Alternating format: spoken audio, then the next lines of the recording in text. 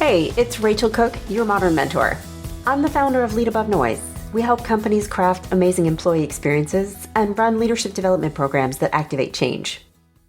You know, as much as I love formal leadership development, I think we all have the opportunity to be learning every day, like in the regular rhythms of doing our work. Check out my episode on lifelong learning from a few weeks ago to hear my love letter to continuous learning and how you can rock it. I'll drop a link in the show notes. You know, it's funny because my clients bring me in for my expertise to equip and empower them to lead their teams more effectively. But I've noticed something kind of quirky. With each passing year of running my business, I've become a little more expert, but also a little bit more student. My clients teach me lessons that I don't always recognize as such in the moment, but I really do leave every engagement just a little bit smarter in one way or another. Today, I want to share a few of my favorite lessons that I've learned over the years from clients, what they've taught me, and how I think you might be able to put these pearls into action for yourself. Okay, wise bit number 1 is plan tight, hang loose. This one comes courtesy of Elaine, and it's had a huge influence on my approach to facilitating a meeting or a workshop or a coaching session, you name it. I am a planner by nature. And in the early days of Lead Above Noise, I was smart and prepared, but easily frazzled. I would plan any meeting down to the minute. I'd script, I'd rehearse, and I would know my stuff inside and out. But friend, if something, and I mean anything, threw me off course, it was not a cute moment. But my client, Elaine's approach to preparing for basically anything was plan tight, hang loose. And it meant, have a plan. Know what you want to say and what outcomes you want to achieve, what questions you want to answer, but also be willing to flex to the needs of the audience or the participants. The best conversations are somewhat organic, so let the people go where they need to.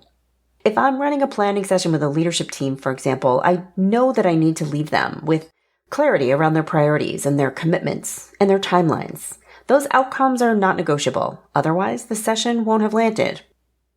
If I'm running a planning session with a leadership team, for example, I know I need to leave them with clarity around their priorities, their commitments, their timelines. These outcomes are not negotiable. Otherwise, the session won't have delivered.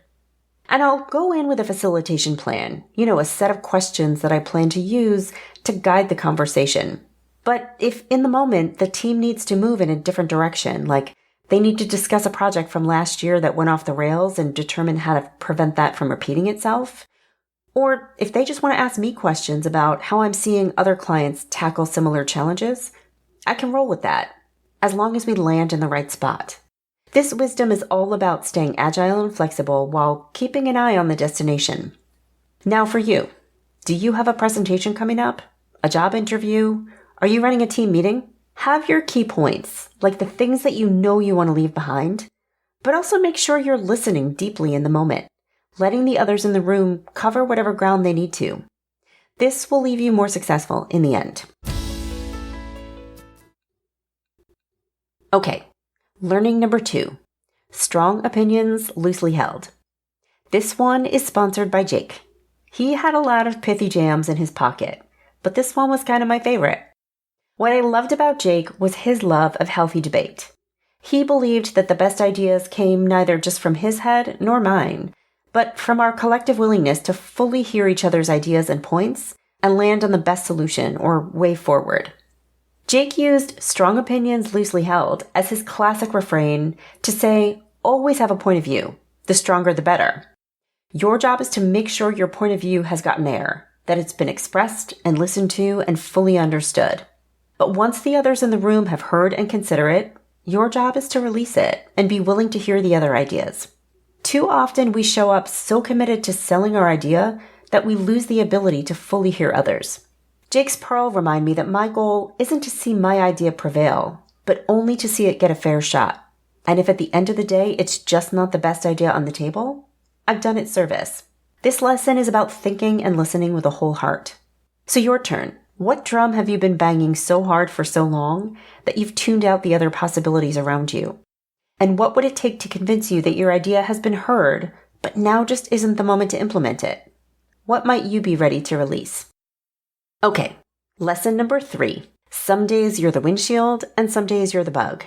Okay, full disclosure, this came to me by way of Jim.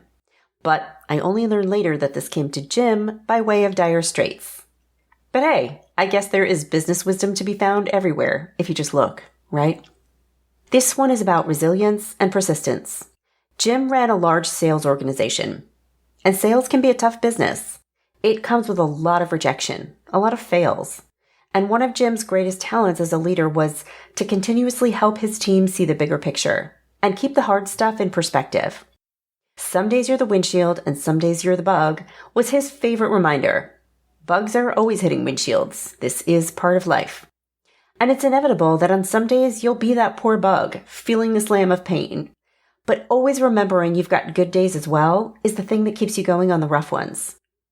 I remember this when I get a no from a client or a no from a magazine that chooses not to publish a piece I've written.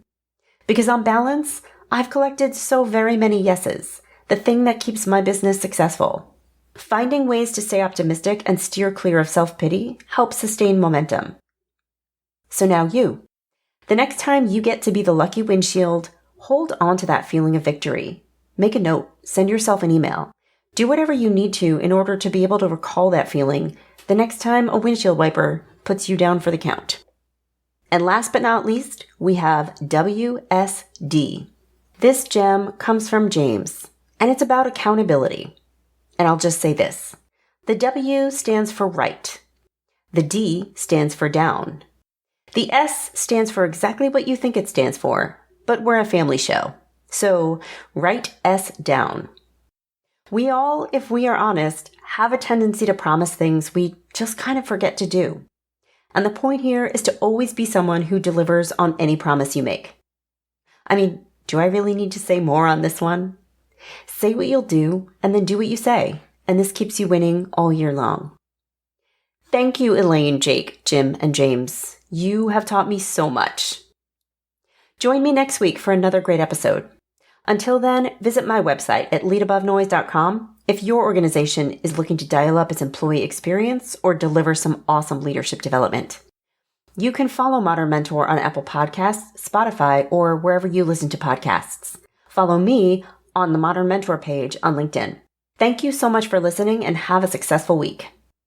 Modern Mentor is a quick and dirty tips podcast. It's audio engineered by Dan Farabend with script editing by Adam Cecil. Our podcast and advertising operations specialist is Morgan Christensen. Our digital operations specialist is Holly Hutchings. Our marketing and publicity assistant is Davina Tomlin, and our intern is Cameron Lacey.